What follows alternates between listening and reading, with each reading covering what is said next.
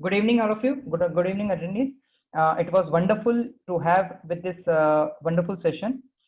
I will today give you a kind of knowledge, information with respect to what is coming upcoming days of COVID-19 or pandemic situation. We already know that what is happening here. Everybody is struggling of the organization is struggling, people are struggling, aspirants are also struggling.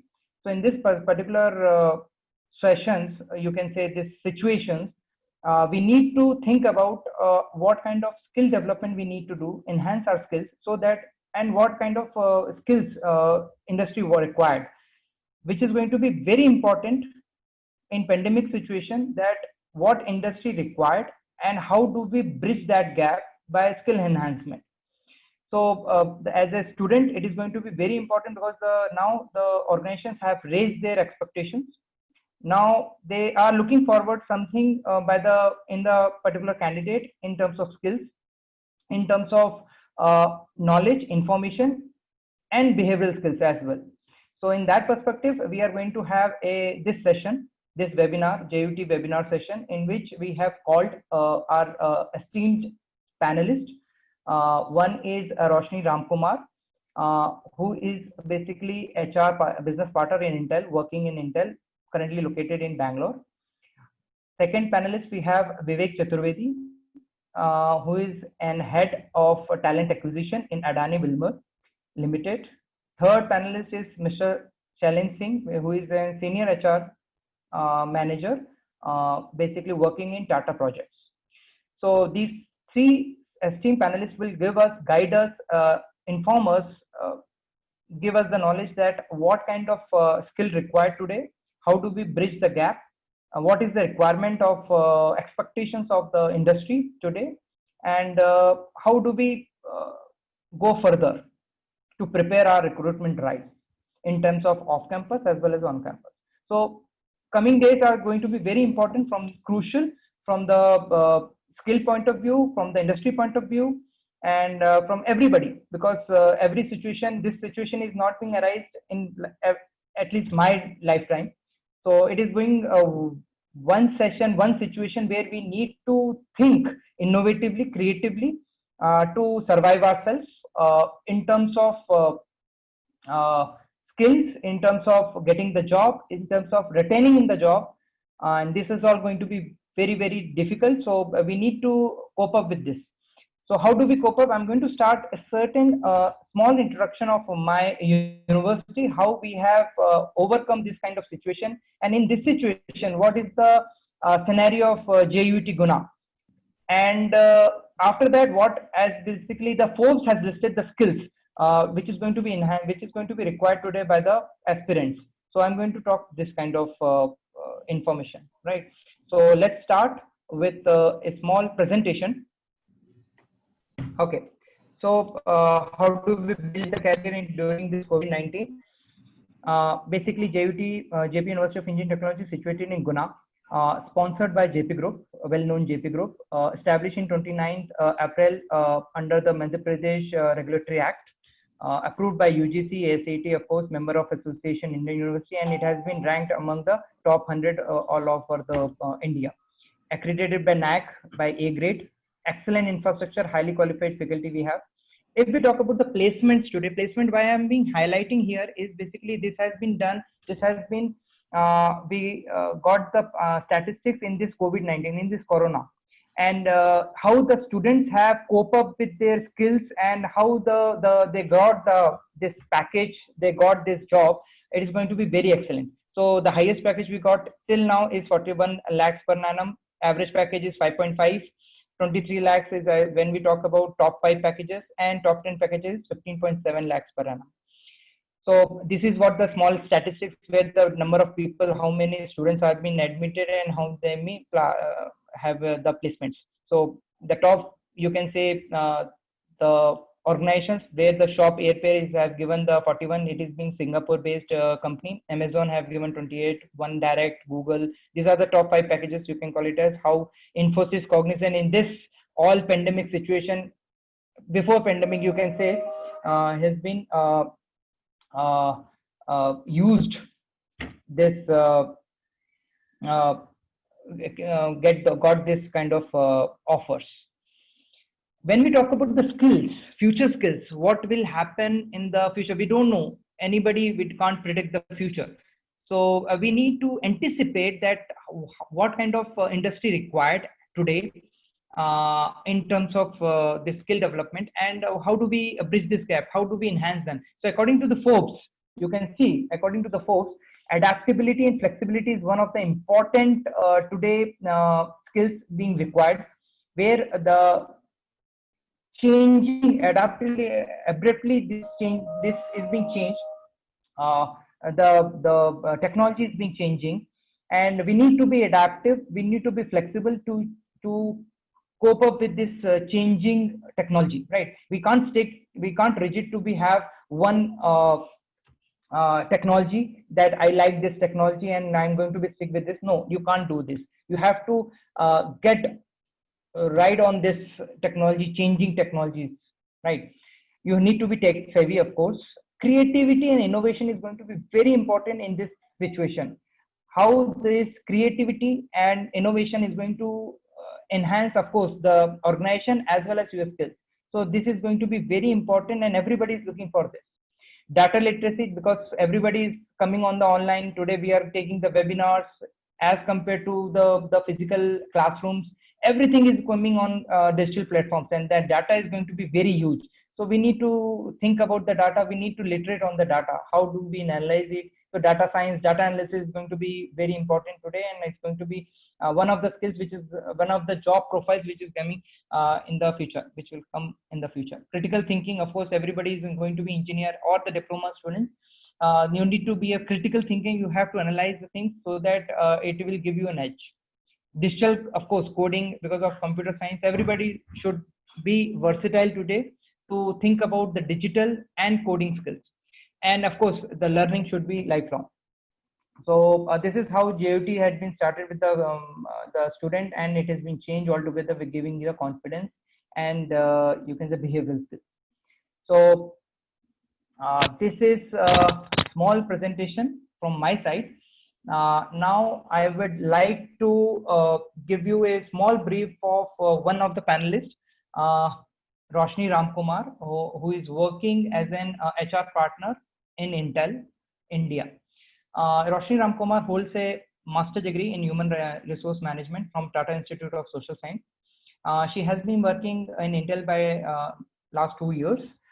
She has been associated with different groups, different domains like sales, marketing, finance, supply chain. She has been associated with the good organizations, prestigious organizations like Godrej, Morappa Group, Colgate, and being engaged into the organization development, HR, human resource, recruitment, and legal, HR legal, all the time. So it's wonderful, and we welcome all panelists to join this webinar, and I'm being very, very highly thankful for them to give an kind of a session, this kind of a session, which of course benefit the students. So I would like to give now, yes, meanwhile, all the attendees are being requested to not to go with the chat. You have been highlighting a question and answer box at the right top. So you can give the questions on that, so that at the last we are going to answer them, right? Now I'm going to hand over to the Roshni Ramkumar to take the session. Yes, Roshni, over to you. Thank you, Abhishek. Hello, good evening, everyone. It's an absolute pleasure to be here. And it's a great opportunity for me to kind of interact with present day engineering students. It was not too long ago that I was a postgraduate student myself at the brink of an upcoming placement drive, I still remember final year being quite stressful with a lot of anxieties on placements. And in all transparency, my branch of TIS was facing various placement related challenges as well. At that point, the uncertainties at that time was very crippling. Now I can't imagine what you all might be going through as you are final years, especially in times of a global pandemic with an uncertain near-term end date. but I entirely empathize.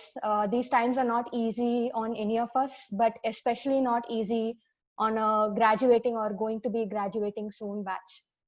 There might be everyday news that we might be reading about how there are going to be more job losses, or there is raising unemployment, or there are pay cuts, right?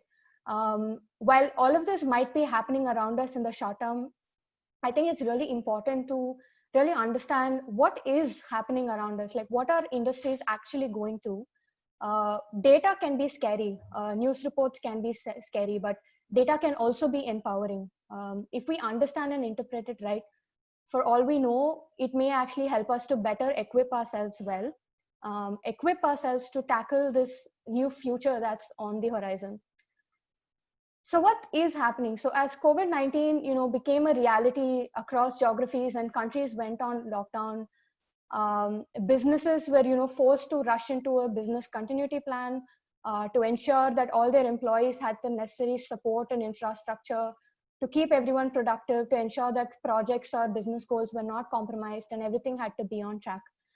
Some businesses, were known to take conscious decisions to step back and reevaluate, what are the trends, what is the revenue potential in this new era, what is the market impact, and see if they needed to take, precautionary measures to ensure they can sustain through these turbulent times.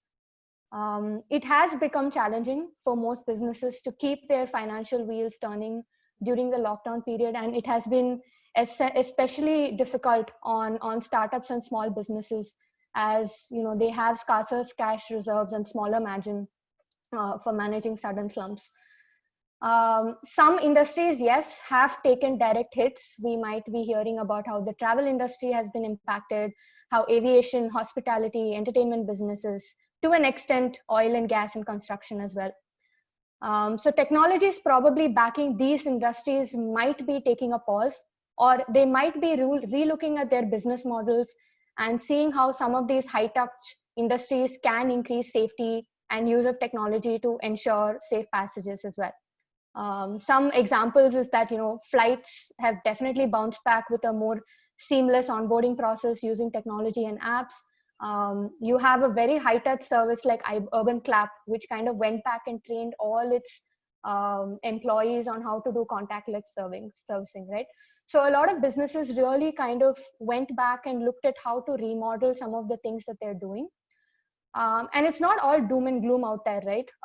Several technology-backed businesses in online education, laboratory testing, logistics, data analytics, telecommuting softwares like Zoom, Skype, Google Meet, information technology, digital entertainment, public constructions, agriculture, health, and gaming, right? These are all kind of really faced tailwinds at this point of time, and they're actually growing in their scope of activities and their business, as increasingly they're realizing that they are essential to keep this population connected and thriving.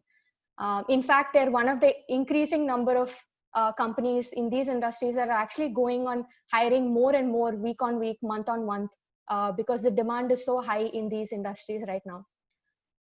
So, coming to the ITES, SEMCON product sector that I'm most familiar with, companies like Google, Intel, Microsoft were well ahead of the curve in kind of enabling virtual internships and virtual onboarding for interns, as well as for full-time college graduates. This pandemic is probably when we need engineers the most, no matter which part of the sector we talk about. Some skills much needed right now from a technical standpoint, of course, is cloud and infrastructure kind of skills. With a huge work from home population, engineers are needed to help companies to scale up or down depending on the need of the hour, as more and more companies kind of transition into a hybrid working model, which is partly working from home, maybe a few days in office or none at all, right? So based on that, we really need real-time cloud and infrastructure support. Cyber security, there was a recent article where there was a potential ransom kind of asked basis Indiabulls personal data that got leaked, right? So cyber security has actually become more important than ever. We have employees kind of working in remote operating models.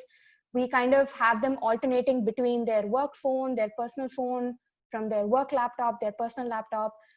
So all the more reasons for companies and employers to have strong VPN and network devices. So cybersecurity was already a hot commodity in the market in terms of key skills, but right now it has almost become indispensable for most companies that are in the digital transformation phase.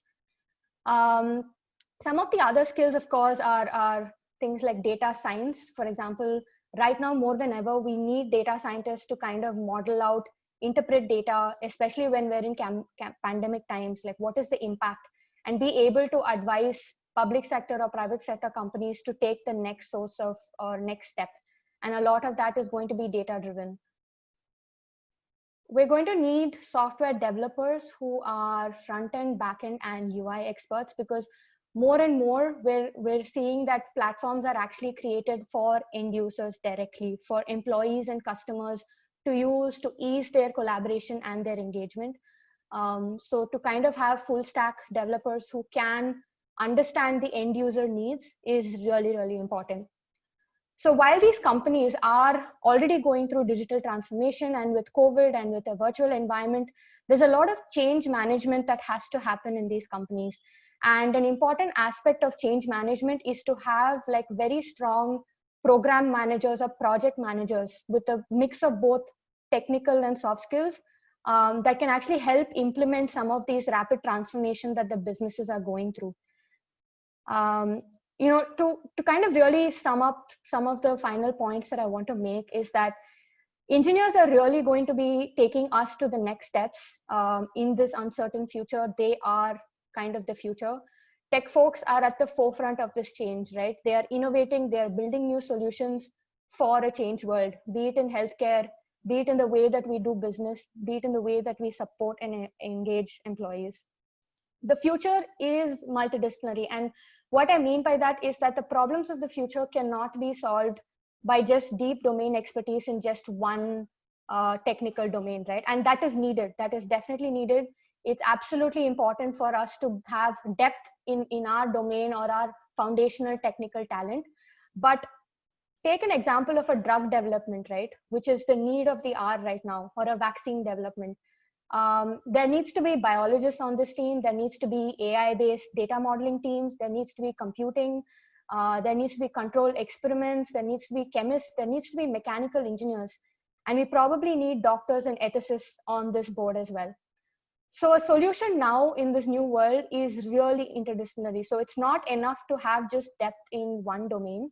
And that's my personal insight into this, that it is a basic requirement, but depth in one domain is necessary, but an ability to understand other dimensions or other disciplines to really understand end users and to build solutions that can help tackle the new age problems that we're facing is really important, which kind of brings me to the final insight, that is that as engineers, we are at the forefront of making this change, and we need to be multidisciplinary, but in the midst of all the tech, we also need to be remembering to be human, right? So that's where I think great point made by Abhishek sir, that Forbes talked about what are really the future skills, and especially in a virtual world, where I've seen in my personal experience interns and college graduates kind of getting onboarded virtually. They're doing entire projects virtually. Some of the key skills that has really helped them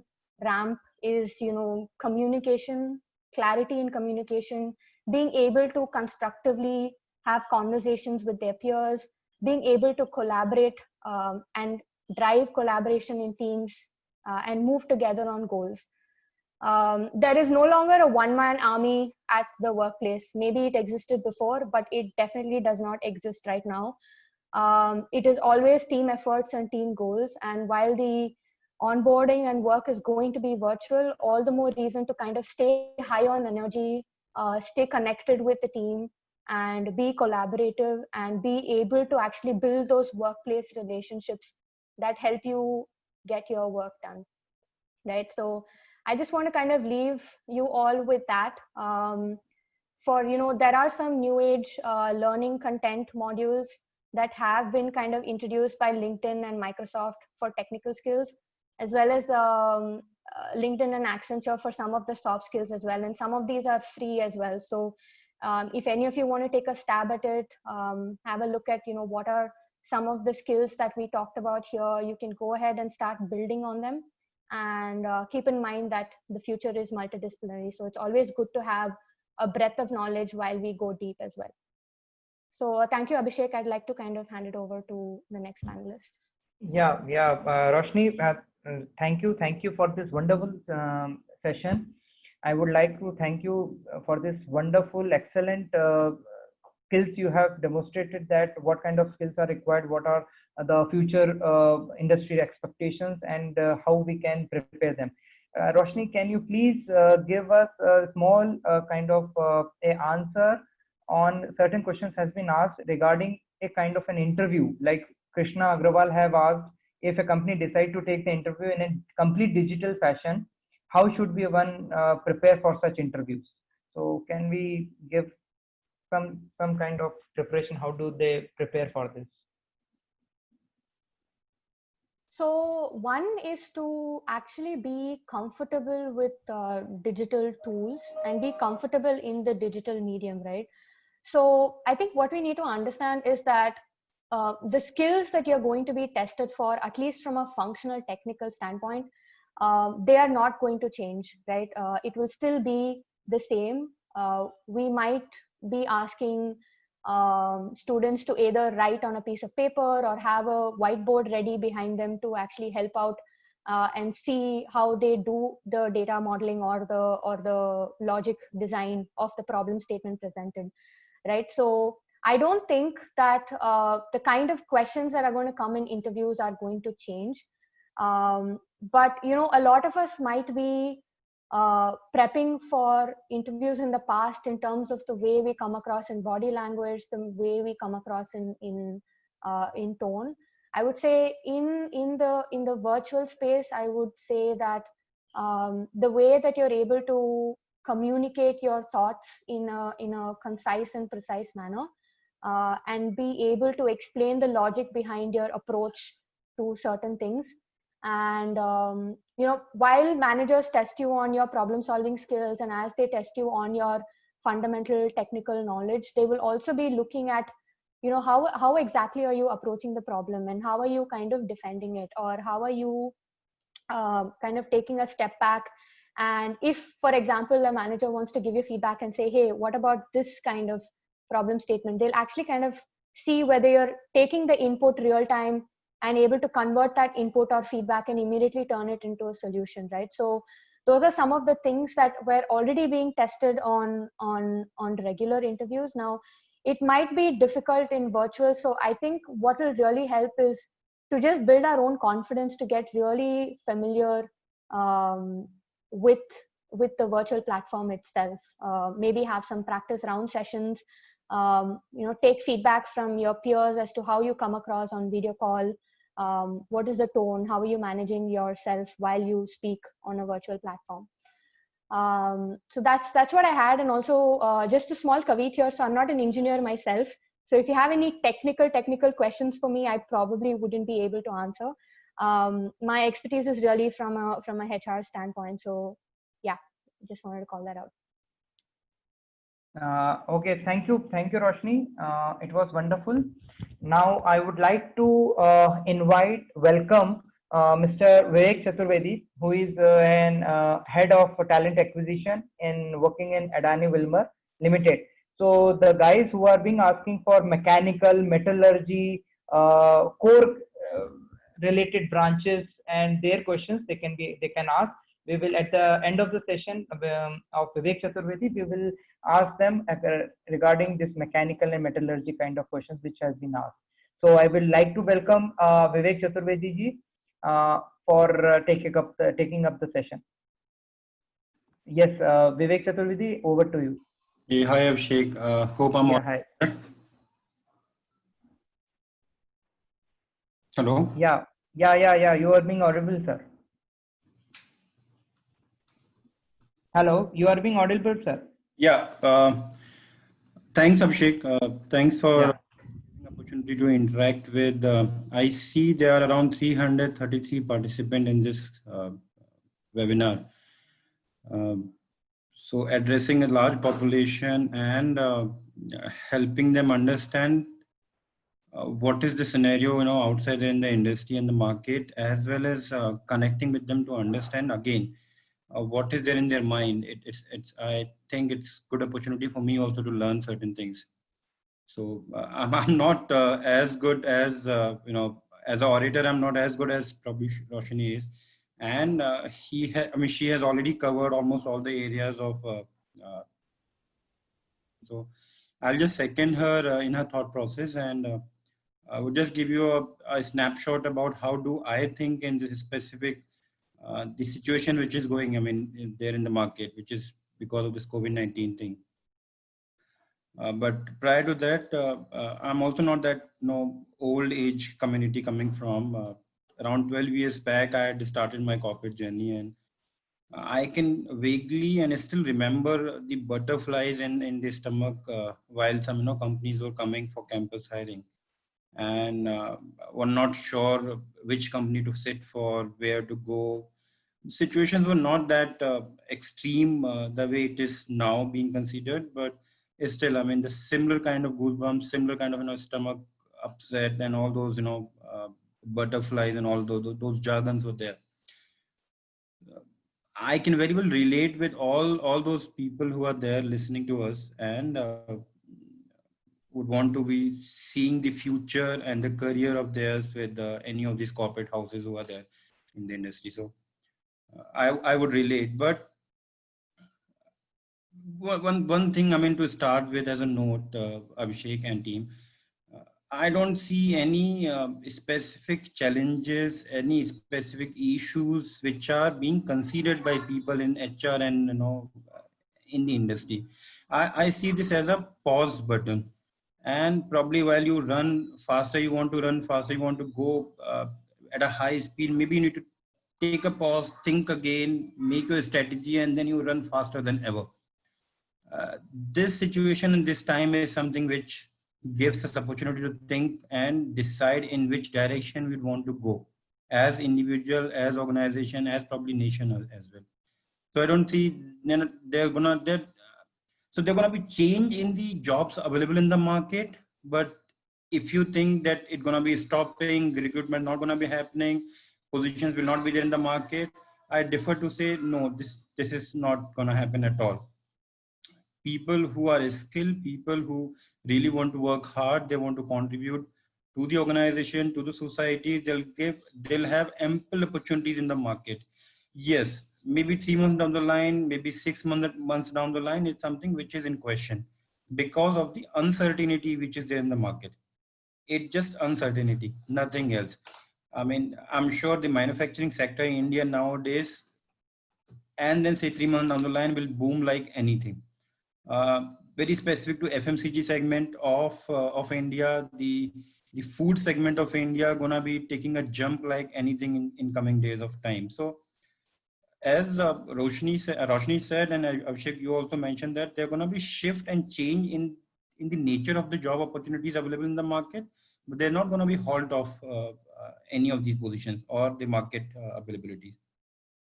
So if you look at the situation, some jobs may vanish, which are like generalized kind of job opportunities, but at the time, some skilled job which are more related to IT, more related to the core technical areas, R&D specific, quality specific is something where they're gonna be seeing a kind of surge in demand.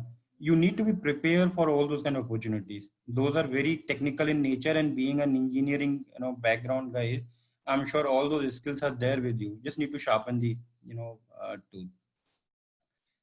So that's my purview about how this industry and organization, this industry or country as in India will be moving in which direction is something which is I consider as of now.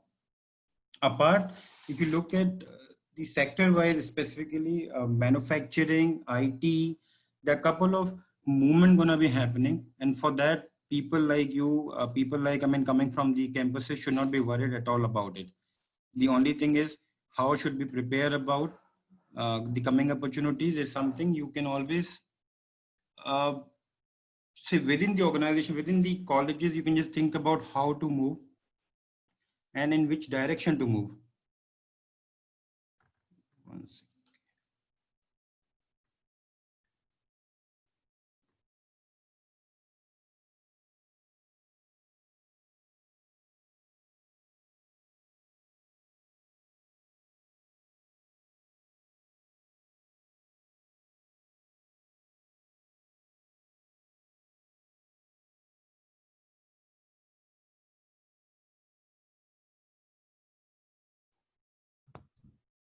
Hello. Thank you, Vivek. It was wonderful to have a session. Rest, now I will take up the question has been asked. In between, the Shailen Singh is going to join, who is a senior HR manager of Tata Project. Meanwhile, he's in meeting right now, so he's not able to attend. So in between, I'm going to take up the certain questions which has been asked. Like Riddhi Bharadwaj has been asked that training and placement. She's an training placement officer of Anand International College of Engineering. She has asked that how much percentage hiring in IT giant will be shaken from the COVID-19 pandemic. Riddhi, it's basically it has been rightly mentioned by the Roshni and our panelists like Vivek Chaturvedi ji that in all of the sectors, not in the IT sector, in all of the sectors, there are certain jobs is going to be curtailed. They are going to be now more specific because everybody is going to be struggle in terms of revenue generation. So they are going to cut down the things which is not being usual before pandemic or COVID-19. So there are something which is going to change. Like Infosys is basically hiring 100 people from a college. Now they are going to be choosy, they are going to be selective, and they are maybe hiring 50, 60 according to the quality of the manpower they have. So it's all depend of how this all being managed by the IT giants. Hey Abhishek, I'm sorry. I mean, some internet connectivity was there. So, hello. Vivek. Yeah, I got disconnected because of some internet issue at home. Sure. Now you can take up, sir. Yeah. Sorry guys. It was, again, I mean, you too much depend on one aspect of life, then something happens and then you are like in nowhere situation. So, okay, coming back to the agenda of this, for today's discussion. So I'll quickly take one example of our organization itself, Adani Wilmar, considered to be a very traditional and orthodox organization in the approach of work. While this complete situation of COVID-19 arises, this complete organization shifted from an orthodox and a traditional company to a tech-savvy and high-tech organization. Believe me, for last 3 months, people were sitting at home, working from home and managing complete business, and the revenue numbers were intact as per the number and the volume of the business is concerned.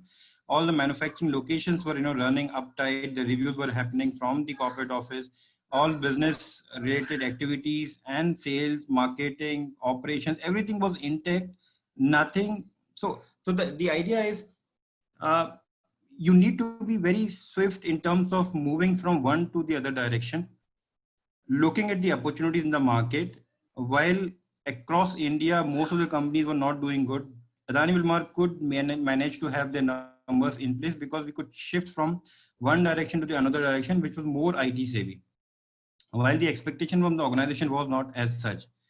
However, if there's a need, and if you see the market opportunities and the position availabilities in the market, you should be shifting your caliber and your skills in that particular direction so that you can achieve your milestone in place. So that's what I would also say. I mean, there's no worry about having the opportunities in the market. They are ample. It's a simple pause button as of now, and you need to move in a different segment, different direction altogether to to match this skill gap which is there, from non-IT to IT, or maybe from non-functional to functional.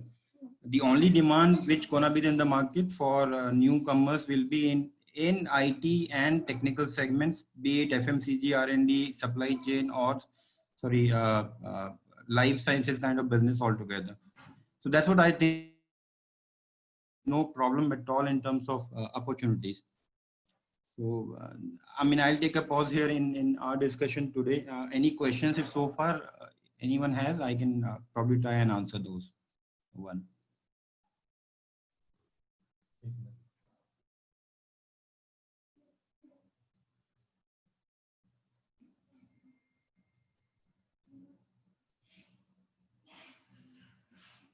Abhishek? Hi, Abhishek. Yeah. Yeah, hello. Yeah, Vivek. Yeah, so we can rest here and then take Yes, questions if anyone. okay, no issues.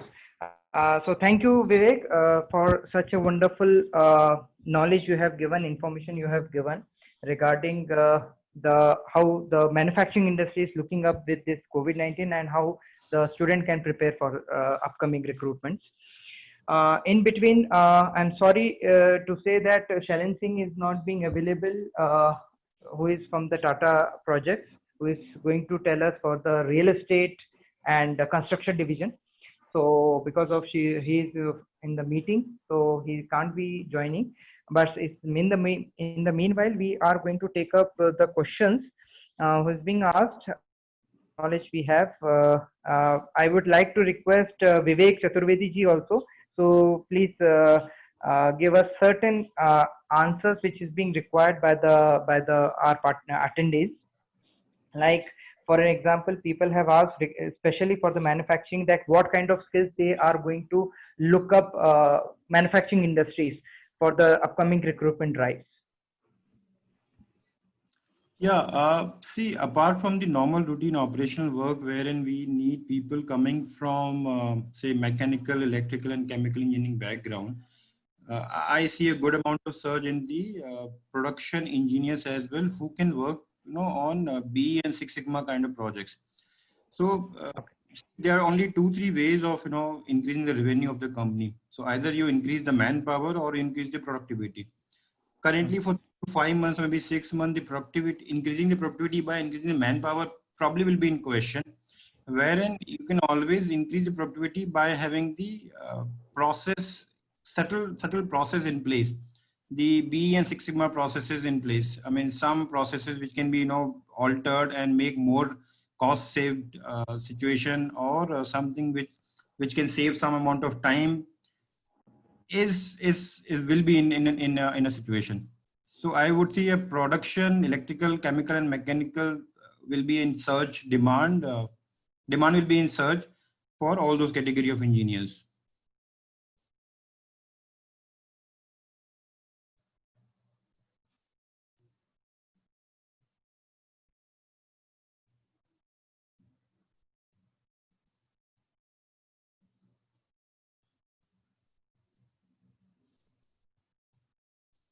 Thank you, Vivek. Thank you. Certain other questions also being there, like I will see. Like for an example, why does our share market are going up while the economy is planning to go in the recession with job losses? How does this relate with the technical jobs? Naman Vadha has asked this question. So how, like for an example, the economy, the share market is being going up direction, having a upward trend, and people are saying that the recession is going to come in terms of manufacturing or in terms of other domain of economy.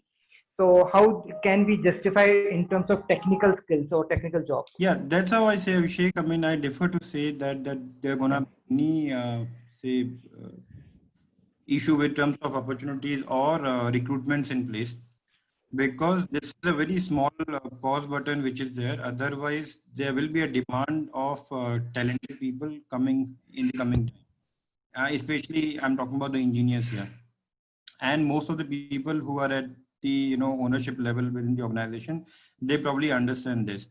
I can think about any of the manufacturing segment, pharma, any food segment, IT segment for that matter. I don't see any issue with reference to opportunities available for all those companies, and business is also intact for them. It's just the mode of working with these companies probably will be changing. Not probably, I mean for sure, the mode and the way they work will be changing a lot. Apart, not revenue is not going to be hit, numbers not going to be in it. It's just a simple 3 to 4 months of time where people need to wait and watch for some, for changes to happen, and then again there are going to be a lot of opportunities in the market for all the engineers and management graduates. So don't take it otherwise. I mean, it's just a time factor which is working as of now. Some of the people are probably taking advantage also from the COVID-19 situation. Otherwise, I have not seen much of the market going down with reference to either, you rightly said, I mean, stocks, I mean, share market for that matter. Nothing is going down. It's all up and running.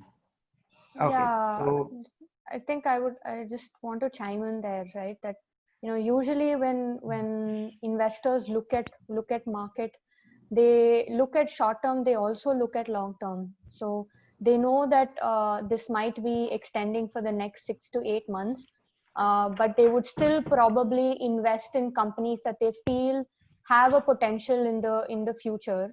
And in fact, that's a great indicator. So if you see stocks of like e-retail or healthcare technology, or agro technology companies kind of going up, or pharma companies kind of going up in stock prices, it's probably because the investors actually feel that in the new world, these are the companies that are going to have a good future, and they're kind of betting on these companies to grow further. So it might kind of indicate, of course, stock market being stock market, it always fluctuates, and it's very sensitive to sentiments, and they are very sensitive to real time issues that are geo or political. But having said that, they are good indicators to understand what are the industries that are getting focused on, where people believe there is growth in the future.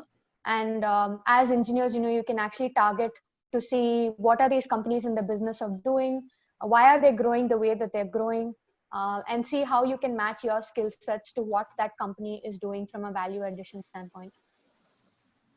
Yeah, and just to add one more point, I mean, if you look at any of these IT-enabled unicorn organizations, most of the money is coming and flowing to all those companies, because people, I mean, who are at the giving end, they understand the value of those companies and the opportunities which is available with them. So that is how the share market is also moving with the sentiments. Actually, if I may add to that, there's one thing like coming from retail and more private equity domains. The one thing that the recent stock prices have Bhumik, been... 1 minute. I would like to introduce you, attendees. We want to welcome Bhumik Sharma. He is one of the alumni who is working in as a data scientist manager in Wipro currently, and he's being one of the asset in the last session, webinar session. Also, he has taken up the same thing, that how Wipro is looking forward and how the people are going to look for the IT industry basically. So yes, we welcome Bhumik again, and please can you give us certain enlightenment on the new attendees, that how this IT industry expect in terms of multidisciplinary or in terms of skill development, and how the student can prepare for upcoming recruitments. Yes, Bhumik, over to you. Thank you so much, sir. So just continuing the last part. So the reason that the stock prices might, that you're saying that the stock prices might be going up in the market, is because of a lot of transformation that's also happening. So the investors are not simply running after the level of how the manufacturing and the other industries are going, but also because of the change in the consumer trends that you're witnessing. So I guess that's more of a macroeconomic point of view, and jobs and the career perspectives as we would look out is more of a microeconomic point of view. So that's kind of the reason that you might see the stock prices going up. And I just saw a question about what kind of things that you would be seeing in jobs in 2021. If I say it correctly, I guess it was by Laskaria Rekha Bhai. Now, I would reiterate something that I shared in the last webinar. So even my experience of both, like in the last year when I was job hunting and this year when I'm taking interviews, the one of the most important factors becomes that your interaction is going to be limited to only online interviews and phone discussions or video calls. So I guess your communication becomes something that is of paramount importance, that you're able to convey something as crisply as you would in person, what you will have to do in a video call. So we should understand that the soft skills are something which would play an even more important part from now on, as much as they used to do before, because the competition is going to get higher, and the better you're able to communicate something, especially in the kind of jobs that would require working from home and working remotely, which is of course something that's going to go up in the trend. That's something we should be focusing on. So mastering the soft skills becomes both a challenge and something that uh, is something that's of imperative importance at this point.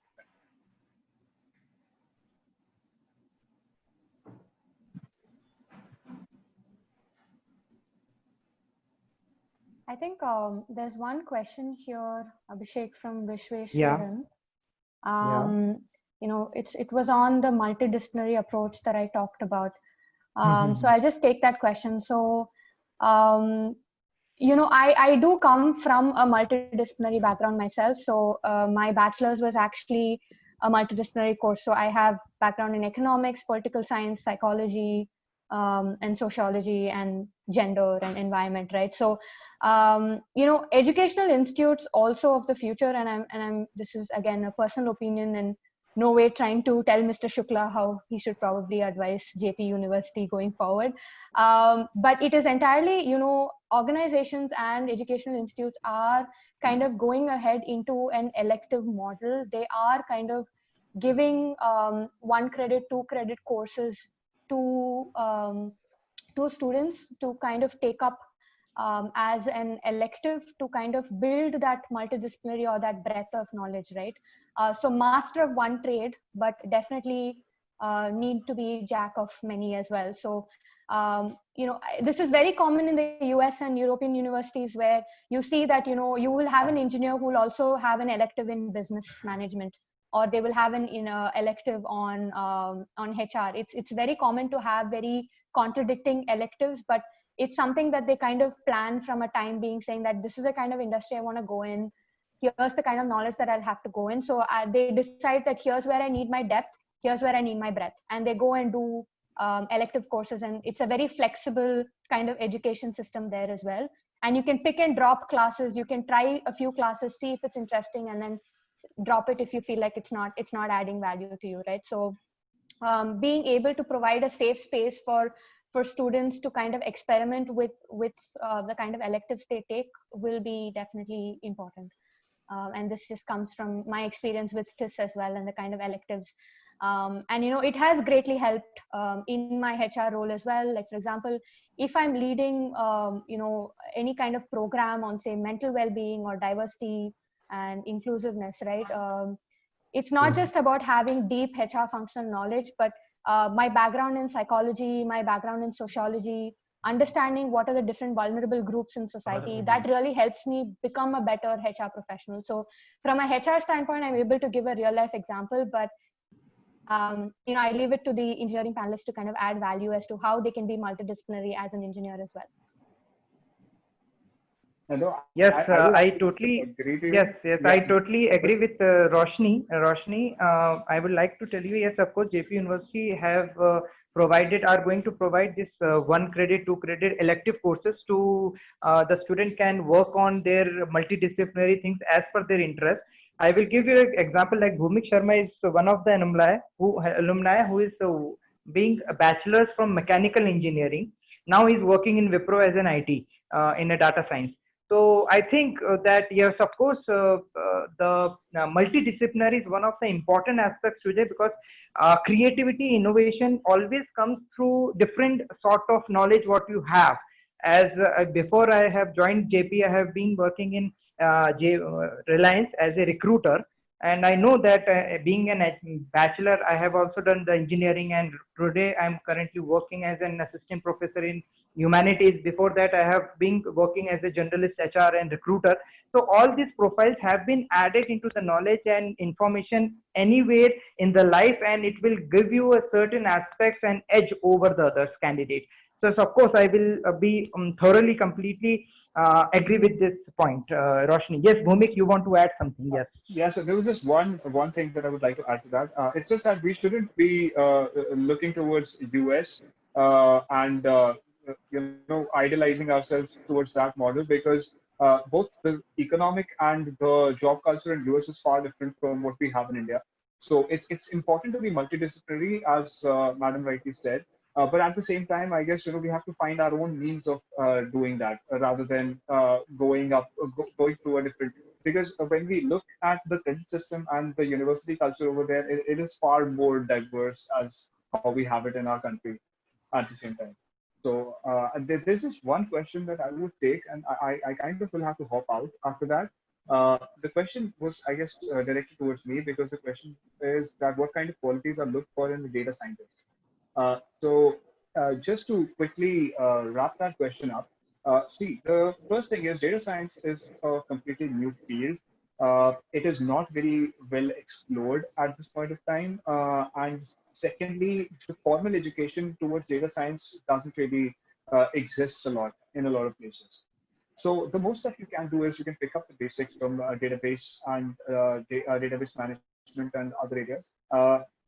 Python and SQL are two languages which kind of help you be equipped to solve problems with respect to data. But at the end of it, all that is there in data science basically comes out of statistics and advanced mathematics. So those are the key areas that you have to focus if you're looking to invest your time towards data science. Although starting off a job in data science can be confusing, because over here a lot of areas are confused with being a part of data science. For example, data analytics is just a flavor of data science. It's not data science in itself. Similarly, data entry and database warehousing and management is also something which is related to data, but it's not data science. Right, but most of the jobs that exist in India somewhere revolve around these three classifications. So if you're looking towards that, then yes, of course, it's good to have a broader set of knowledge. But then again, you have to really look which industry are you targeting for your data analytics, and what kind of things are you doing? Because financial and non-financial analytics are completely different fields. They can vary from one place to another, and also from one firm to another. Hey, Bhumik, Vivek, you just said, I would also have a small question. I mean, there has been a lot of talk about the big data thing. So this big data and data science both are relating to each other or something different? Because I think data science is more of a science of managing data, and big data should be the analytics of similar data, which is in a big size now. So if I have to answer that, I would say that data science is still a term whose definition is still emerging, right? So we're kind of trying to add different buckets into data science nowadays.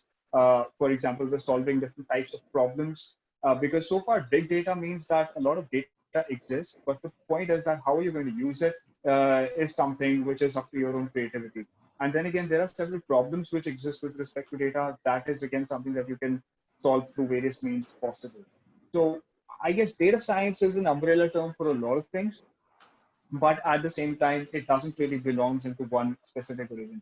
And when we talk about big data, then again, big data also comes, big data basically means a lot of data. That's as simple definition of big data can be. But then again, with the kind of databases and technologies which go behind big data are diverse at this point of time. Yeah. And which are upgrading every day. So you have to really you have to just be open to change. You have to just not be someone who wouldn't adapt to the next update that comes up. Hmm. Yeah, well said. Bhumik, one question, yes. Bhumik, but this is what with the last one. This will be the last one. Yes, Priyank Chaudhary has been very panic about because he is from the mechanical and is telling that how you can learn IT skills as your core field was mechanical. I am also from mechanical and worried about my future, as many people are giving negative reviews about the mechanical future. And also I am pursuing my mechanical from private college. So how they are going to cope up with this situation in terms of again IT skills from the background of mechanical? Also you have faced the same problem, challenge, maybe you can say. So can you please give certain Uh, I knowledge would just about this? first of all, I would just first of all say that don't stereotype yourself with your branch first, right? Your branch is not your career. Your branch is not your life.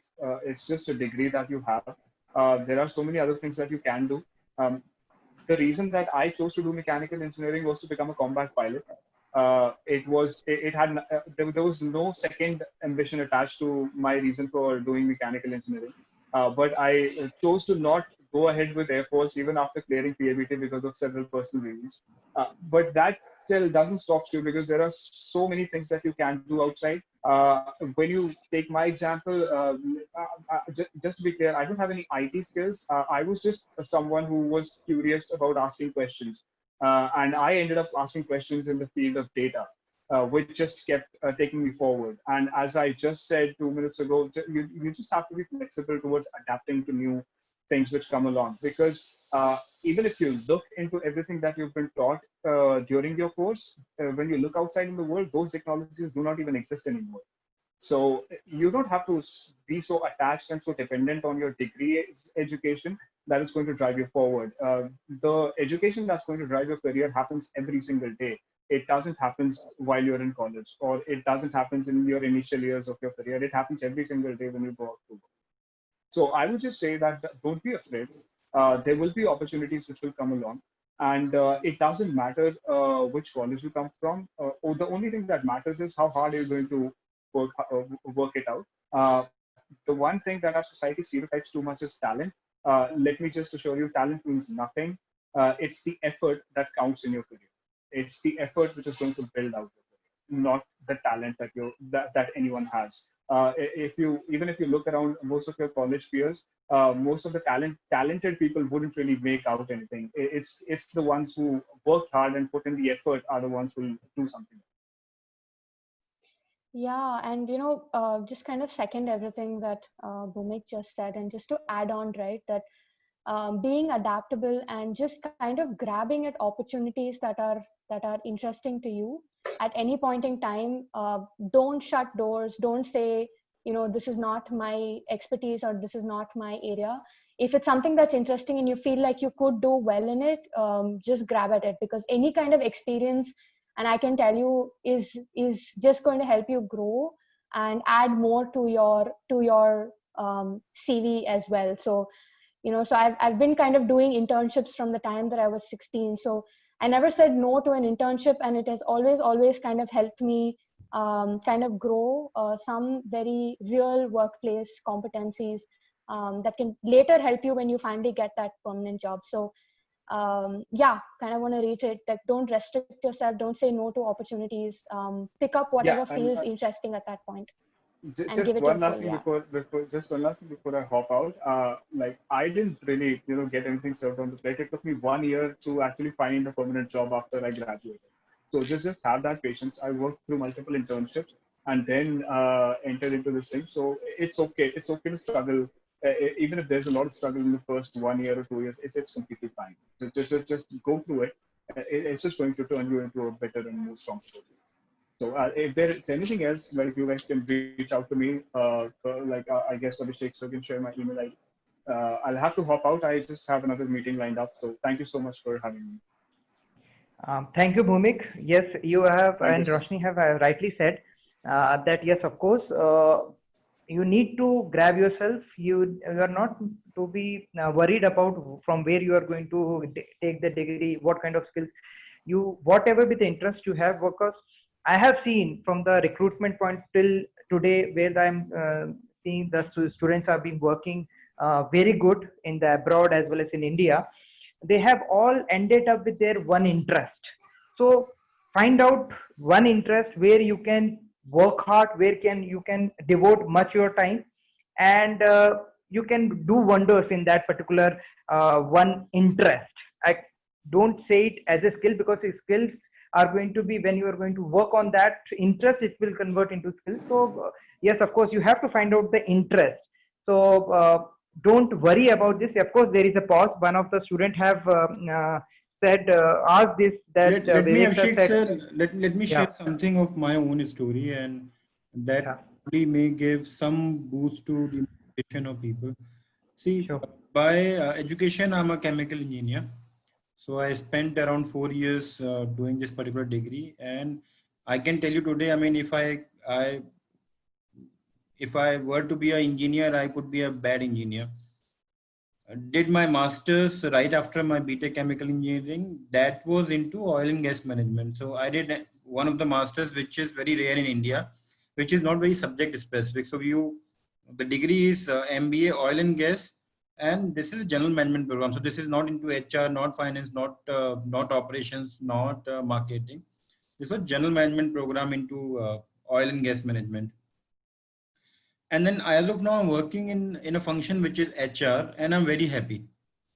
So the idea is, I mean, do not restrict yourself with respect to your education background. Just grab the opportunities which are there, and make yourself comfortable by having expertise in that particular area of work. So opportunities would come, and they should come for sure. Don't worry about all those things. You just need to pick up a right opportunity at right time and just move forward to it. I mean, as of now, I'm heading talent acquisition for a company which is 36,000 crore, gives revenue. And I'm extremely happy with my role, my profile, and all my career. Uh, would have been an engineer, a very, very, very bad engineer, I mean, so far. So that's something which I can share. Do not demotivate. Don't worry about your careers a lot. Just go with the flow and just wait for some more time, and things will be very positive soon. yes, sir. Thank you for such words, sir.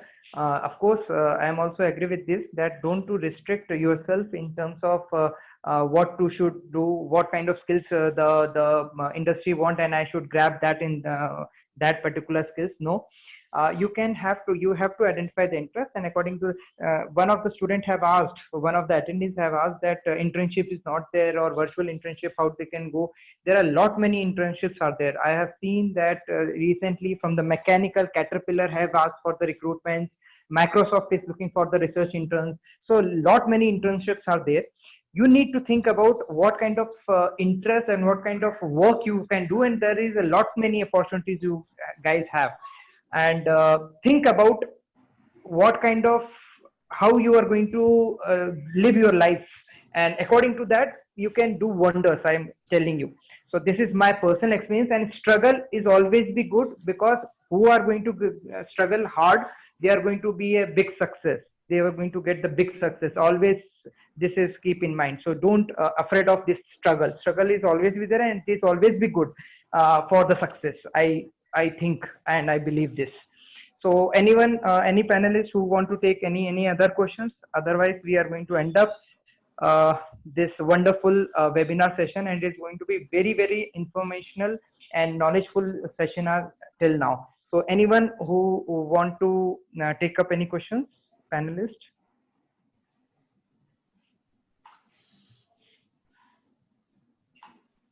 See, I see some question from Dr. Shikha Agrawal about what companies we should target for placement this year, being a director, TNP Cell, RG, Bhopal. So, Yes. Dr. Agrawal, I may not have the exact answer to the question which you raised or asked, but I can tell you, see, big organizations like ITC or so any huge organization, there will be little less recruitment happening for them. However, you can always target organizations which are in the mid size of their business.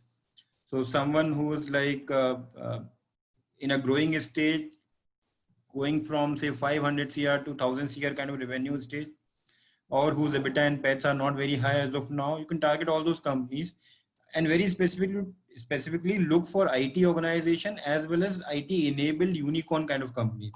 Say all those iBibo, or say for example any these Swiggy kind of companies, they're gonna be hiring big terms. Urban Clap is another company who gonna be expanding a lot these days.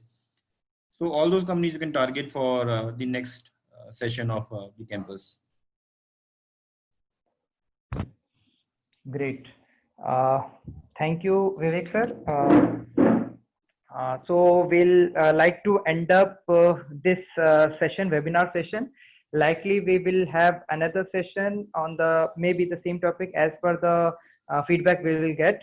So thank you all the attendees, all the panelists. We appreciate your efforts and your time you have given for this wonderful and motivating session. And I think that people, the attendees, the students, of course, basically are going to be motivated from your words, and it's going to be an excellent platform where the people from industry are going to be interact directly to the students and give a live examples like Vivek sir and Roshni madam and Bhumik, of course, he has also given certain examples. So to motivate people and motivate students. So thank you very much. Thank you all. Thank you attendees to attend this session, and grab yourself, hold yourself, have a patience, and give all your efforts what you have in one of the interests, one of the skills to develop. Thank you all.